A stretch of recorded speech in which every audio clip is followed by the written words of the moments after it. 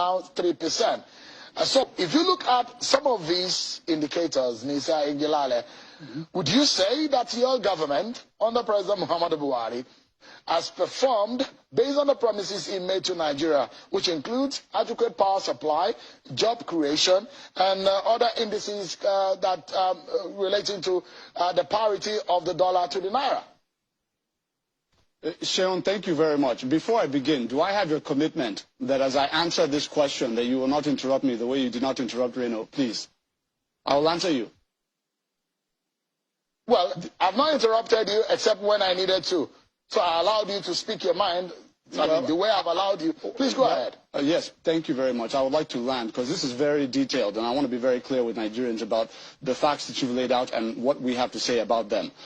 First and foremost, let us look at this issue of debt. If you can pull up the chart, that would be very useful for all of our viewers. But if you look at the issue of debt, you put on that list 12 trillion naira debt, right, as of 2015, national debt at 12 trillion naira, and then you put about, 41 trillion debt profile as of today. Now, this stat has been on most programming in some Nigerian news stations for a long time, absolutely and sometimes deliberately misleading Nigerians. And I say so because of this.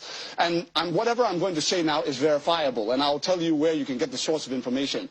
On the debt profile of 12 trillion that you're talking about there, it's relative to a currency value, right, of $150, 150 naira to $1 as of the time, 180 naira to $1 as it was at around 2015 or 197 thereabout. If you break that down as of the currency value at that time, the exchange rate at that time, what you will come up with is a total national debt figure of about at the time it was about $64 billion US dollars. That is what we inherited on the first day in office, was $64 billion US dollars total national debt.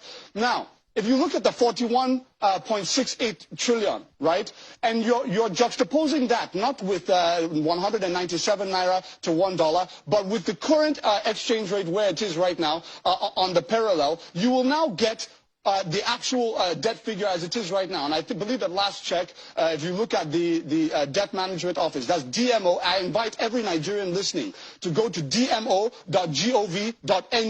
to go and look at what the national debt was in 2015 and what the national debt is in 2022. What you will find is that when President Goodluck Jonathan took office in 2010, our national debt was $35 billion. When he left office 2015, our national debt was $64 billion. Meaning that he added essentially $30 billion to the national debt. Today, as of 2022, divide the 41 trillion that you're showing Nigerians, so boldly, by the parallel market rate, or even by the 438, and see what the figure is. What you will come to is you will see the figure is at about $95 billion or so, as of first quarter 2022. What that means is we added in 7 years. But I want to be very clear with Nigerians. We added in 7 years to the national debt, the $30 billion we added in 7 years is what Goodluck Jonathan added in 4 years. We have all the infrastructure projects, roads across the country, bridges across the country, airports across the country, seaports, and all of these things, social investment programs, all of these MSME capitalization and all of that. To show what we said is these are the people that took the same amount of debt in half the time. Let them show us what they did with that debt. They will not be able to show us. Now, so I want that to be very clear because that gives the misleading impression that we have quadrupled the national debt over the last 4 years, which is absolutely false because it fails to take into account devaluation. And this is the kind of thing that we need to avoid. Secondly, if we're talking about our foreign reserves, tell me how we came about the miracle that you had the highest revenues in the history of the country, an average of $110 per barrel and all of that, earning more than any other president had earned in history, right? And our foreign reserves were lower in 2015 than they are today after 2 recessions and a global pandemic and all of the hard infrastructure, social investment that we put in place. How is it possible that we increased it? I can tell you how. We stopped spending $4 billion a year on rice imports because we were too lazy as a government at that time to think about how we're going to feed ourselves and increase local production. We waited for President Muhammadu Buhari to come into place so that he could put in place the Anchor Borrowers Program, so that he could build rice mills and processing plants across the country, so that instead of paying $4 billion a year in scarce foreign exchange for rice we can grow here, we're growing it here, we're consuming it here, and now that $4 billion we can now use to partially fund our budget.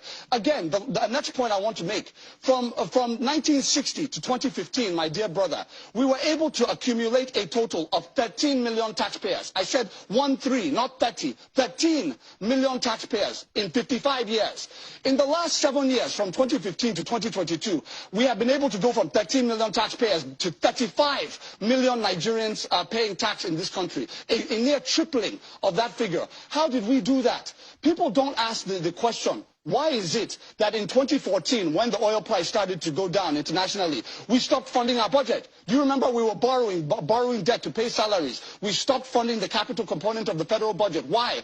Because we were in a fix. We were importing our food, we were importing everything, so we didn't have any money to devote to the budget. Why is it that after 2 recessions and a pandemic, we are still able to fund all of our annual budgets and all of that? The reason why is because we've substituted... I've allowed you to speak, but it won't be for forever.